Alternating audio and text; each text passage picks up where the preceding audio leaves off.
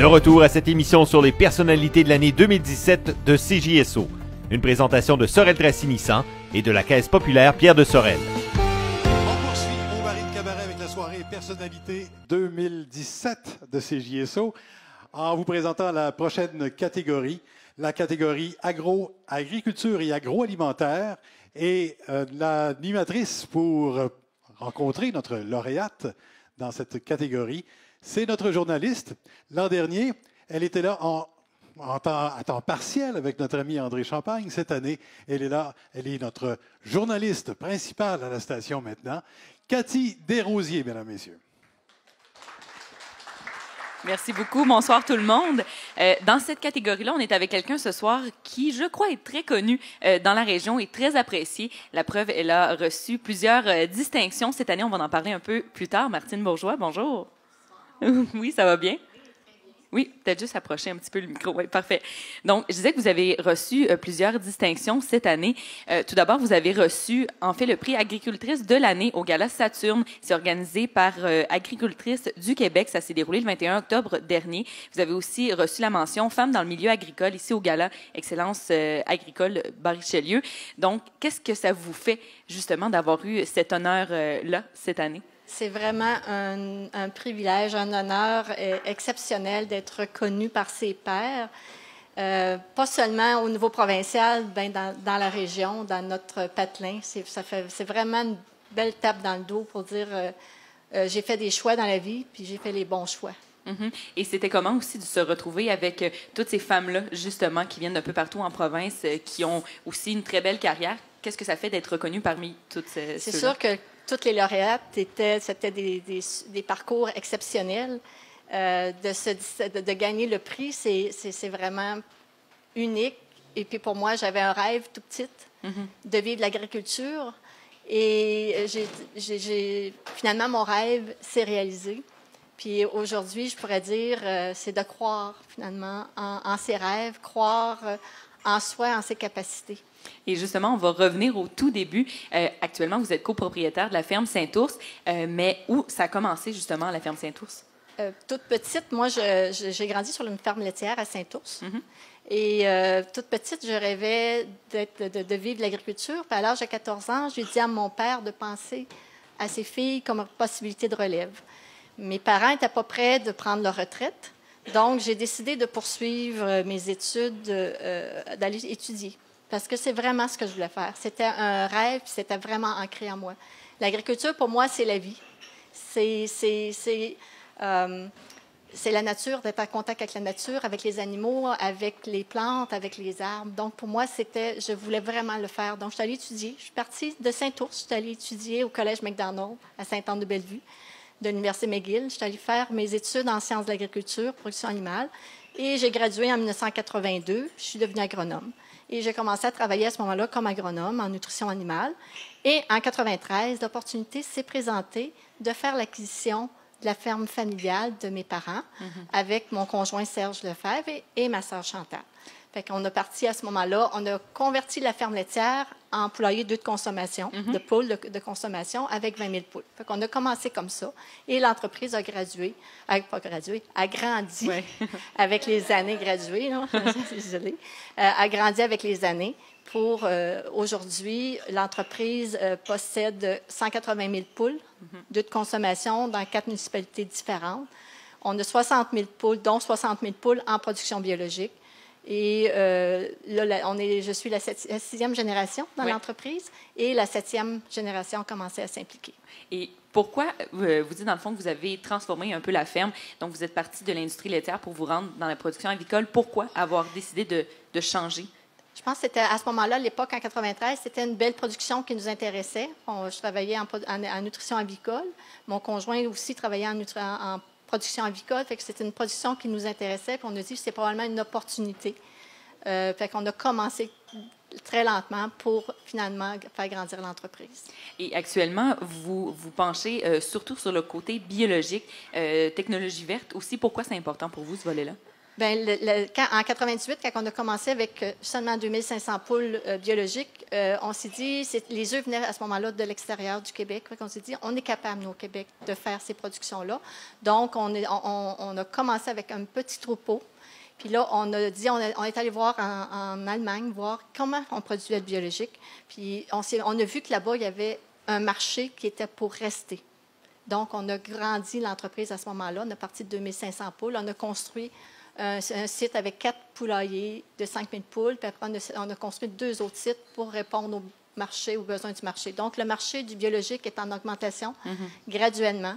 Puis nous, on croit qu'il y a un marché, puis il faut répondre au marché de nos consommateurs. Oui, puis vous êtes un peu des leaders, si on veut, au Québec, dans cette voie-là du biologique. Bien, du moins, au niveau des poules de pondeuses biologiques, les œufs biologiques, on était un des premiers au Québec et au Canada à avoir la vision de produire dans cette production-là. Mais ça doit faire quand même un peu peur de changer du tout au tout, parce que c'est sûr que quand on commence dans cette production-là, c'est un peu de l'inconnu. Mais on peut s'entourer. Puis je pense que c'est ça qu'il faut faire, c'est d'aller chercher l'information où elle est. Elle peut être ici dans la région, elle peut être quelque part d'autre dans la province, elle peut être ailleurs dans le pays, mais elle peut être ailleurs dans le monde aussi. C'est d'aller chercher l'information et de la mettre en pratique ici. Et vous parliez de la 7e génération qui s'en vient bientôt. Votre fille qui serait peut-être intéressée à reprendre justement l'entreprise, qu'est-ce que ça vous fait de voir que votre fille serait intéressée justement à s'impliquer? C'est sûr que c'est toujours intéressant. On monte des entreprises, on a l'espoir d'avoir une continuité. On est la 6e génération, mais si la 7e embarque, puis qui sont heureux dans ce qu'ils font, leur choix, c'est ce qui est le plus important, c'est qu'ils fassent le choix et d'être heureux. Mais c'est comme on continue sur notre trace, puis eux doivent amener l'entreprise probablement dans une autre dimension, dans une autre avenue, puis ça va être la relève qui feront la continuité. Et justement, la relève qui s'en vient, c'est votre fille, c'est une femme. Qu'est-ce que vous lui donneriez comme conseil, en fait, comme femme dans le milieu de l'agriculture? Je pense que c'est de croire en ses rêves, de croire en ses capacités. Je dirais aussi, c'est de ne pas avoir peur de foncer, puis de s'entourer de personnes, de partenaires, puis d'aller chercher, comme je disais tantôt, l'information où elle est pour continuer. Et qu'est-ce qui s'en vient, justement, dans les prochaines semaines, dans les prochains mois, les prochaines années pour la ferme Saint-Ours? Est-ce qu'il y a des projets d'expansion autres que la relève qui s'en vient? Bien, c'est sûr qu'il y a toujours des projets parce que la consommation d'œufs est en augmentation au Canada. Donc, on a des augmentations de production qui sont à prévoir probablement dans les prochaines années. Donc, il va peut-être falloir construire de nouvelles installations. C'est sûr aussi qu'on se met toujours aussi au niveau des demandes des consommateurs, au niveau du bien-être animal. Donc, oui, il y a toujours des aménagements. On a des volières, des poules en liberté. Donc, oui, c'est toujours l'avenue des développements. Oui, puis peut-être, avant de terminer, parler aussi de vos autres produits, parce que vous n'êtes pas seulement dans le milieu avicole. Qu'est-ce que vous faites aussi? On a des terres qui sont, la grande partie est en production biologique pour produire les céréales et le soya pour l'alimentation des poules. Mais on a aussi une érablière. On a une boutique à la ferme qui est ouverte toutes les journées de la semaine, tous les matins de la semaine. Donc, on fait des produits d'érable, soit du sirop d'érable, du beurre d'érable, des produits de la tire, des cornets. On fait aussi de l'huile de tournesol biologique. Puis, on fait aussi une vinaigrette avec sirop d'érable et l'huile de tournesol produit sur la ferme, aussi biologique. Et c'était important pour vous, dans le fond, de combiner un peu tous ces volets-là, pas seulement... je pense que c'est important qu'en ayant une boutique à la ferme, ça met en contact aussi avec les consommateurs. Fait que c'est important de parler de l'agriculture, de parler de la façon qu'on produit, puis d'échanger pour connaître les besoins des consommateurs. Bien, merci beaucoup, Martine Bourgeois. Donc, félicitations encore une fois. Ça fait plaisir. Puis, félicitations, on l'applaudit. Donc, agricultrice de l'année au Québec, c'est pas rien. Félicitations. On va maintenant accueillir M. Serge Laperrière de Richardson, qui va venir remettre une plaque à Mme Martine Bourgeois.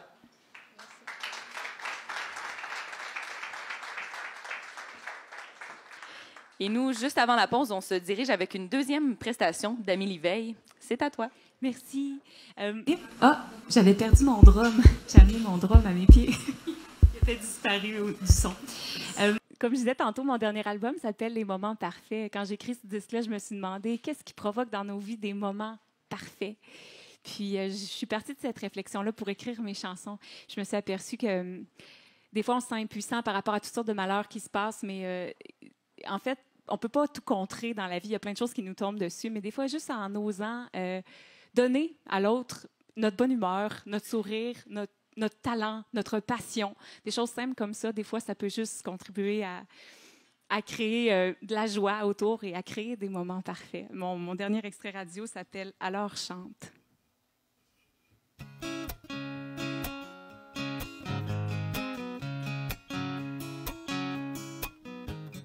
Quand tu prends la route et qu'il te manque ton bien-aimé, quand tu sens le vide et le silence s'emparer de vos corps séparés, alors chante à son rire, à ses lèvres, à l'aube qui se lève sur vos rêves enlacés.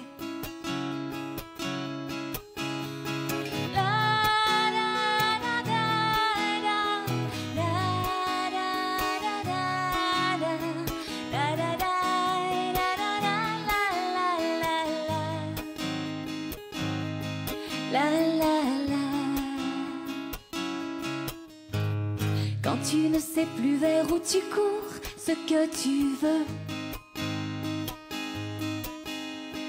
Quand il n'y a plus devant tes yeux qu'un nuage de brouillard qui t'entoure, alors chante à l'horizon qui brille au fond de ta pupille, prêt à se déployer.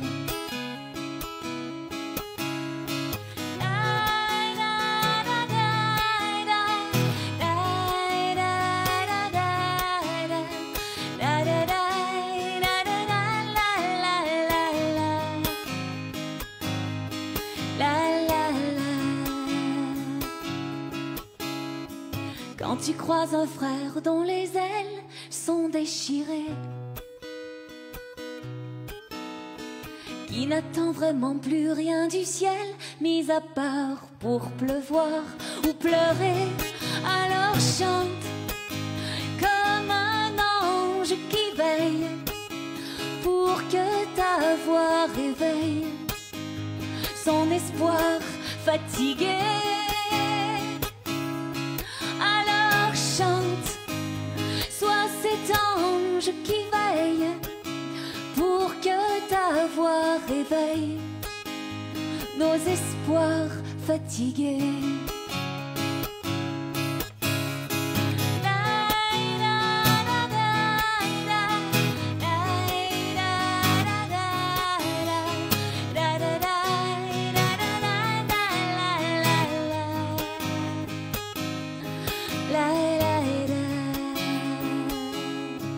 Alors chante,